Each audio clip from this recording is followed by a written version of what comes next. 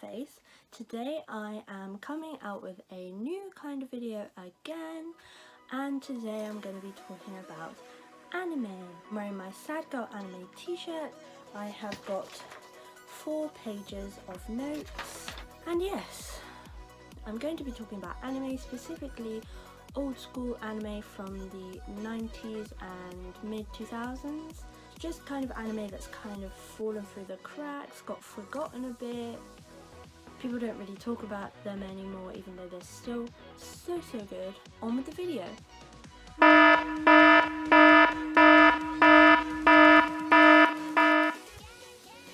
So first of all, I just want to put in a disclaimer that I have not watched all of these anime recently, and not all of them have aged well, in the fact that they have kind of, not all of them, but some of them have kind of problematic themes and topics in them that I would hope would be outdated by now, but not all of them are. I want this to be a positive review, so I won't be discussing all of these like non-PC problematic things in them, because I just want to talk about the good points, because I love all of these anime. They all have a special place in my heart. My point is, I won't be discussing the so-called bad points of these anime, so please don't go crazy in the comments. But what am I talking about? No one even watches these videos, so I'll be fine. On to anime number 1.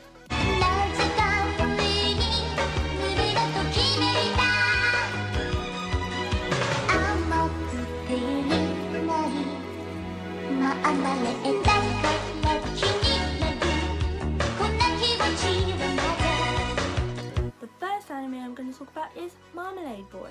It came out in 1995, and it's a romance drama school shoujo comedy anime, and it is 76 episodes, so not too short but not crazy long. I can't watch so many anime because they're just too long. I'll give you an outline of the basic story. Our main character is Miki Koshikawa, and she just wants to continue living her life with her normal family, but she's also wishing for something exciting to happen because she thinks her life is a bit boring. So she wants something exciting to happen, mainly in the romance department.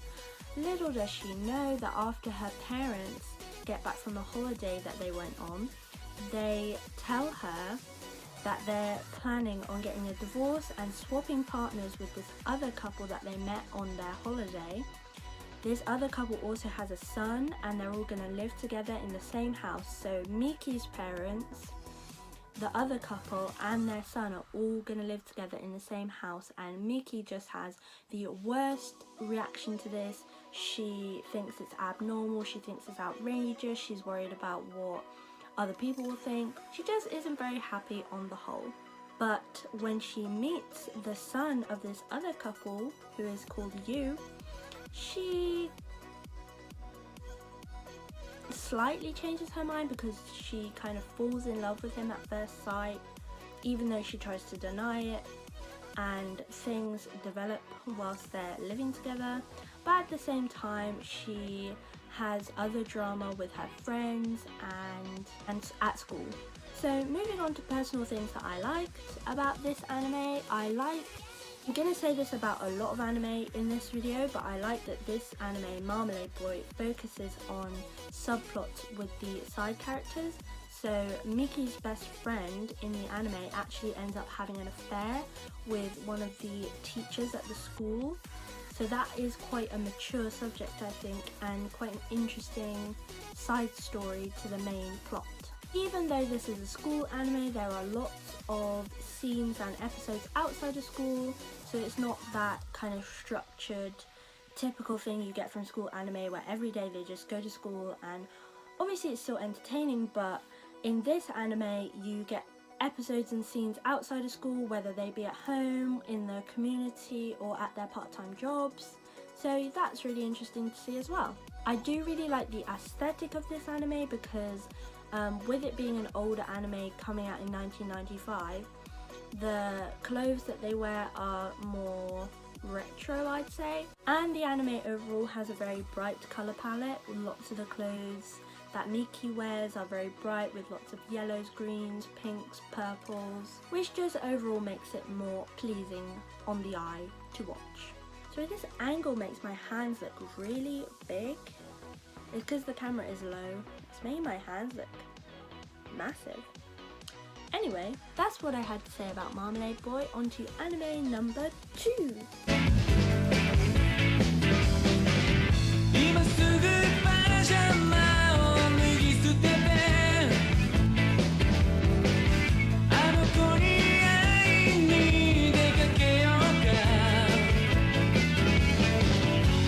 Yes, you might know this anime. It is Boys Over Flowers. It's been made into a TV series and a film since the anime and manga came out. Manga first, obviously. It came out in 1996 and it is a school drama, romance, shoujo and reverse harem anime. I love a bit of reverse harem. I love when a girl is surrounded by boys who are competing for her love. It is 51 episodes long, so slightly shorter than Marmalade Boy, but at the same time not too short, not very long. I have watched this anime so many times. I'd say I've watched it about maybe 10 times. It never gets old. You can just keep watching and watching. It's really good. So I'll give you the basic plot outline. Our main character is Makino Tsukushi, a girl who comes from a poor family, but she gets accepted, I think, on a scholarship to this very expensive private school that's kind of for rich kids, and there's lots of very well-off students that go there. She also has a childhood friend that goes to that school. Makino defends her friend from these bullies, but he's not being bullied by anyone. He's being bullied by the F4. The F4 are the most good-looking, richest and stylish boys in the whole school, and they have this little exclusive club called the F4, and through defending her friend from the F4, Makino receives a red card. The next day, she comes into school and she opens her locker and a red card falls out and it falls onto the floor, and everybody sees and everybody knows what this means. This means the F4 have declared war on Makino, which means they're going to make her life hell. They're going to make her hate coming to school. Every time she steps on campus, she's going to be a target. Not just for the F4, but everyone else in the school is also gonna kind of jump on the bandwagon for fear of getting a red card from the F4 themselves. But there is one boy in the F4 called Louis who seems different, and Makino kind of develops a crush on him, a pretty big crush actually. Not all is as it seems. There are other members of the F4, obviously 3 other members, there's 4 of them. She likes Louis, but that's all I'm gonna say. Personal things I liked about this anime are that it's not obvious what's gonna happen from the start. It's not obvious who the love interest is. Well, it is, but kind of spoiling it. But what I like about this anime is that it's not obvious what's gonna happen from start to finish. It's not obvious where the anime is going. It goes lots of different places, and there's a lot of character development, and with this character development comes the progression of the relationships between the characters, and the characters' relationships change a lot from start to end. So the characters may start off as enemies but end up as friends or more. So the dynamics between the characters change a lot, and I like to see that change. I love it when characters start off as enemies and then slowly they grow closer and they grow to rely on each other and they grow to like each other and maybe love each other. Same as Marmalade Boy, as this anime came out the year after, 1996, there's also a vintage retro-y aesthetic to it, which I love. I love the costume design, I love the school uniform. But unlike Marmalade Boy, the clothes are slightly more mature because some of the characters in this anime are older, or they at least act older, like they've got high school kids going to clubs. But anyway, so some of the clothes are older, so you get to see a bit of a more mature look. That's what I had to say about Boys Over Flowers. On to anime number 3.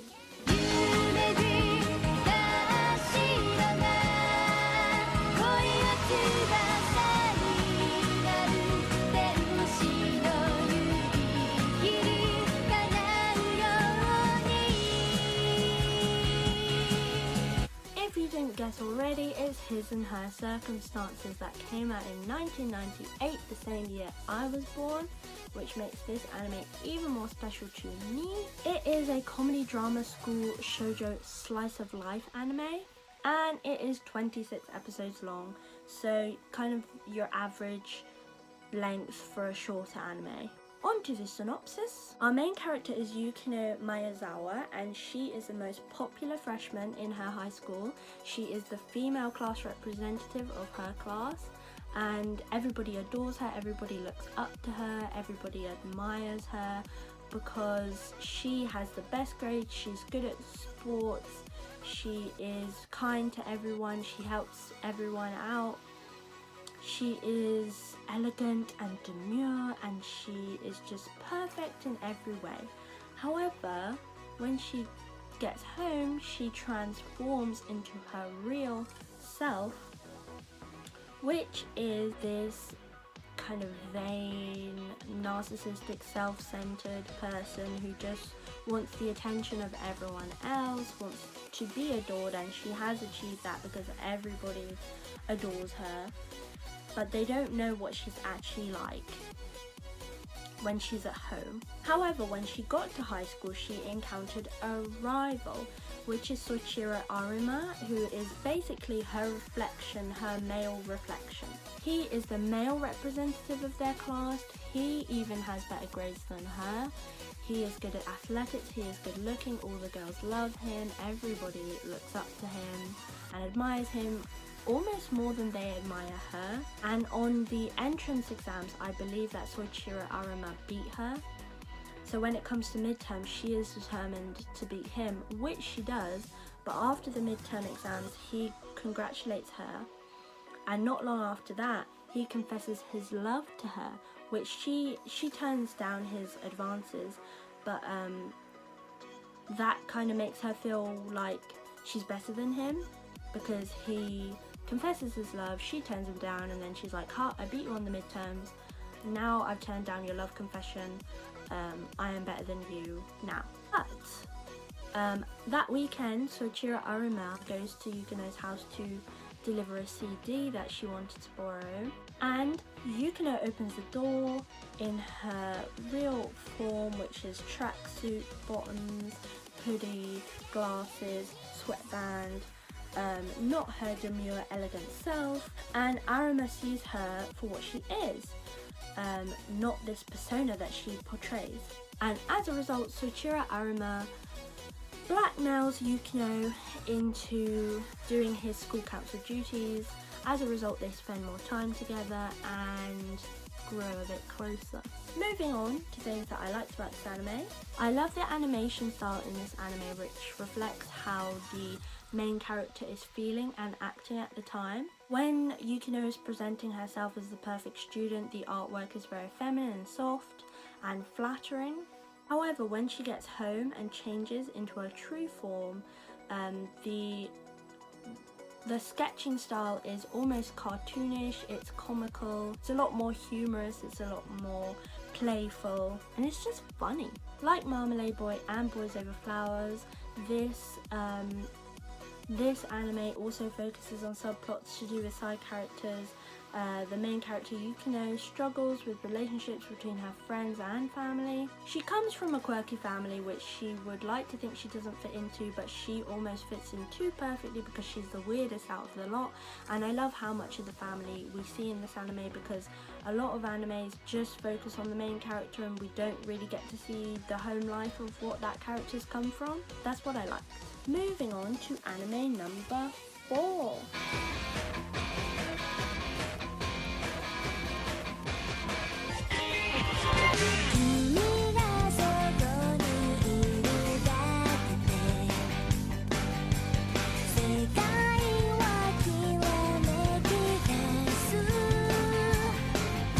Yep, it's Peach Girl Super Pop Love Hurricane. Just for their name alone, I love this anime because it's so over the top, so girly. I love the name. 10 out of 10 on the name. It came out in 2005, so it's the one anime in this list that's not from the 90s, it's from the mid-2000s. It is a slice of life drama romance school shoujo anime, and it is 25 episodes long.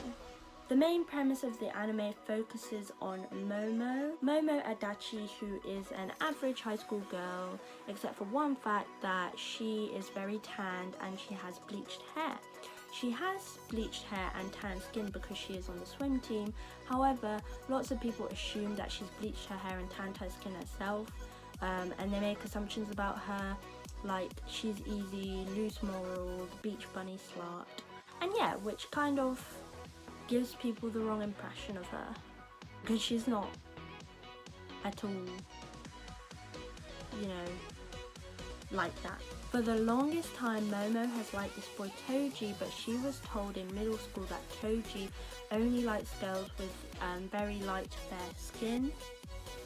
So she does all she can to prevent herself getting tanned. She puts on sunscreen, she wears long sleeve clothes in the sun, she stays in the shade, all because she thinks eventually when she gets the skin that she wants, she can then go after Toji, but until then her self-esteem is too low that she can't. Now Momo's best friend is Sai. She is a horrible girl who is always getting in Momo's way and taking Toji away from Momo. I'll get on to Sai later. She is the main obstacle for Momo in this anime. She is the villain. All the while there's another boy, Kairi, who is vying for Momo's affection, but Momo kind of really hates him at the start, so it takes a bit of time. Personal things I liked about this anime are, of course, the name, I already said that, and the intro song. The intro song for this anime, oh, I love it so much. I love a story when the love interests start off hating each other, as they do in this anime. Spoiler alert. Momo and Kairi are in a love triangle with Toji. Momo loves Toji. Toji's kind of indifferent at the start. Kairi likes Momo. Yeah, so I'm not explaining it very well, but it's a love triangle. And Momo really doesn't like Kairi. But that doesn't last long. Every episode progresses the story. There's something dramatic happening in every scene, pretty much. Now, Momo's best friend, Sai, is the one thing I really don't like in this anime. I don't like how everything she does is really mean. It gets a bit ridiculous and almost, I would say, illegal in this anime. Like, she actually puts Momo in genuine danger, which I don't think you do as just a decent human being, but Sai is not that. Sai is not likable in any way. Sai's behaviour is definitely questionable.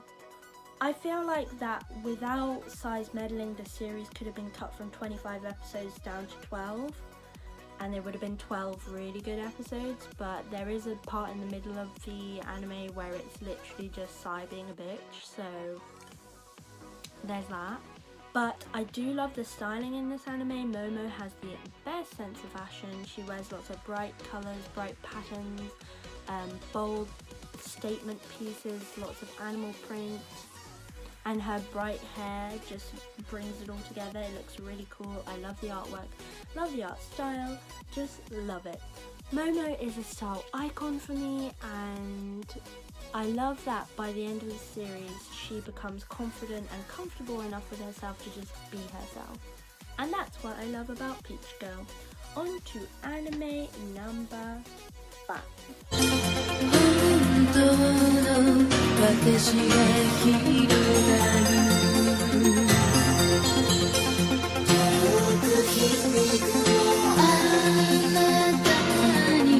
This is our final anime, and you guessed it, it's Fushikiyugi. Came out in 1995. This is a long list of genres.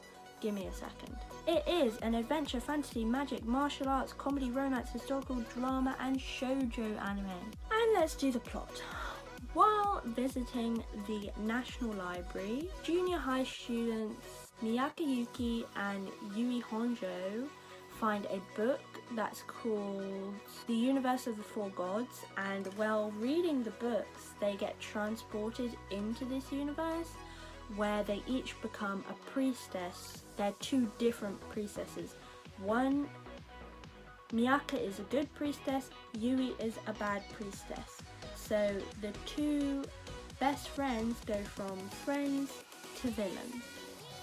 In a fairly short space of time, they get separated and they take very different paths. The universe is set in ancient China, which makes the costume design really interesting and something like I've never seen before in anime, before or since. The story mainly focuses on the good priestess Miyake. You kind of see Yui's story a bit later, but what Miyake must do is journey to find all of the celestial warriors to basically save the universe, whilst fighting Yui along the way. And if they complete their respective tasks, they will be given a wish at the end, which is their main motivation for doing everything they do. That's an important point. Personal things I liked about this anime.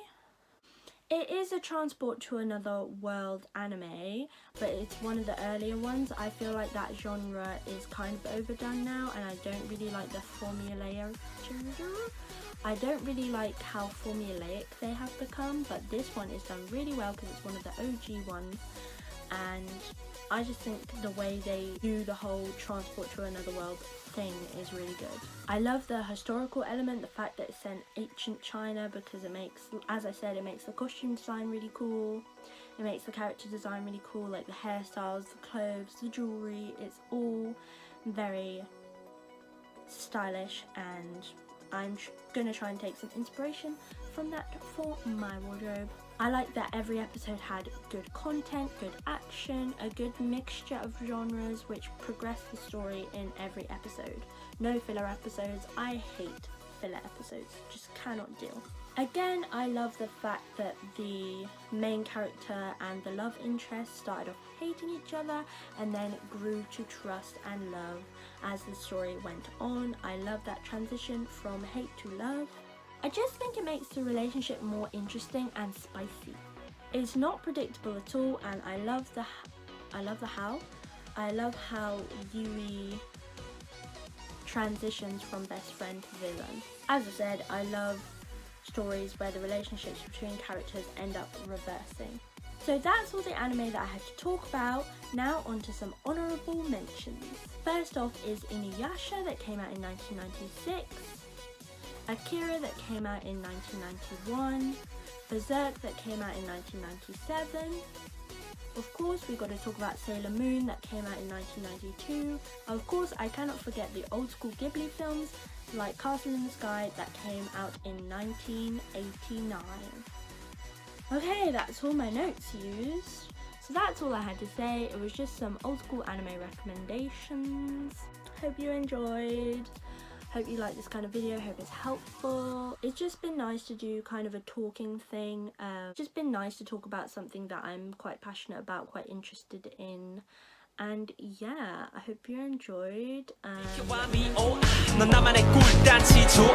어제 보고 또 오늘 보고 내일도 볼 거지. 그럼 모레도 봐. 각자 끼고 싶어. 지금 너와 손만 잡고 싶어. 기분 좋은 집착 온종일 네 생각 가끔은 꿈이 아닌가 싶어.